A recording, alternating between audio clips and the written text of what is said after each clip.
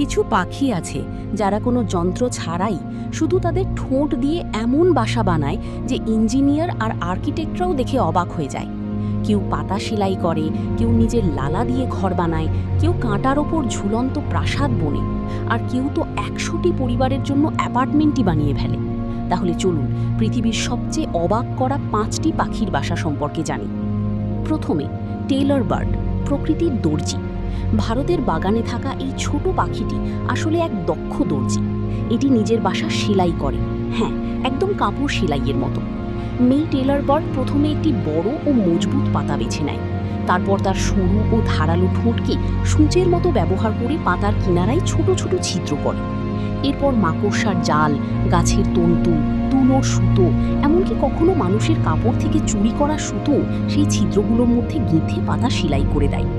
একটি বাসায় ১৫০ থেকে ১৫০টি সেলাই থাকে।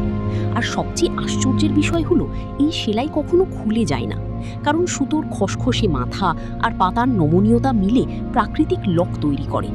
পাতার ওপরের চকচকে দিকটি বাইরে থাকে, যাতে বাসাটি সবুজ পাতার মধ্যে এমনভাবে লুকিয়ে যায় যে শিকারী বুঝতেই পারে না। দ্বিতীয়, উইভার বার্ড, প্রকৃতির আর্কিটেক্ট।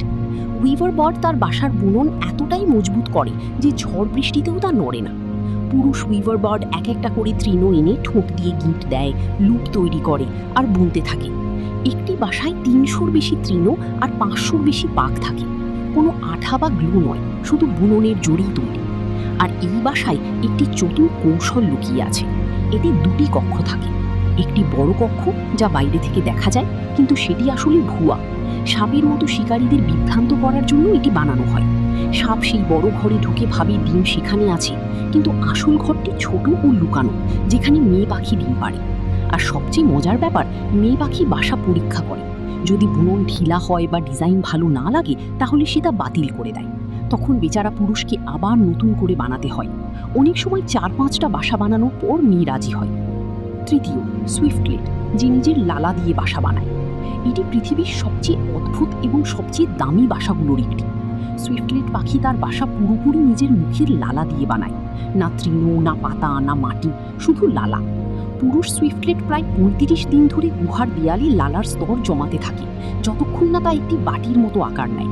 শুকিয়ে গেলে এই লালা শক্ত হয়ে যায় এবং একটি সাদা স্বচ্ছ বাটির মতো বাসা তৈরি হয়। কিন্তু সবচেয়ে চমকপ্রদ ব্যাপার হলো, মানুষ এই বাসা খায়। চীনে এই বাসা দিয়ে বার্ডস নেস্ট স্যুপ বানানো হয়, যা ৪০০ বছর ধরে একটি বিলাসবহুল খাবার হিসেবে পরিচিত।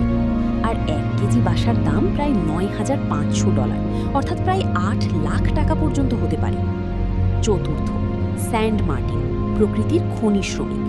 এই ছোট পাখিটি মাটির ভেতরে খুঁড়ে বাসা বানায়। নদী বা সমুদ্রের ধারের বালুকাময় দেয়ালে এটি ১ থেকে ১.৫ ফুট গভীর একটি সুড়ঙ্গ খুঁড়ে ভেতরে নরম ঘাস আর পালক বিছিয়ে দেয়। আর এটি একা করে না, একই জায়গায় হাজার হাজার স্যান্ড মার্টিন একসাথে হাজার হাজার সুড়ঙ্গ খোঁড়ে। দূর থেকে দেখলে মনে হয় যেন কেউ দেয়ালে অসংখ্য ছিদ্র করে দিয়েছে। এটি একটি দলগত বাসা বানানোর কৌশল, কারণ যত বেশি পাখি একসাথে থাকে, তত বেশি চোখ শিকারীদের নজর রাখে। মানে তারা নিজেদের জন্য এক ধরনের নিরাপত্তা ব্যবস্থা তৈরি করে। আর পঞ্চম, সোশিয়েবল উইভার, প্রকৃতির অ্যাপার্টমেন্ট নির্মাতা। এটি পৃথিবীর সবচেয়ে বড় বাসা বানানো পাখি। আফ্রিকায় এই ছোট পাখিরা মিলে একটি বিশাল অ্যাপার্টমেন্টের মতো কাঠামো তৈরি করে। ২০ ফুট চওড়া, ১০ ফুট উঁচু, ১০০টিরও বেশি পরিবারের জন্য আলাদা আলাদা ঘর ও প্রবেশপথ। এর ওজন ১,০০০ কেজিরও বেশি হতে পারে। কখনো কখনো পুরো গাছই এর ওজনে ভেঙে পড়ে। আর এই বাসাগুলোর ভেতরে আছে প্রাকৃতিক এসি ও হিটার।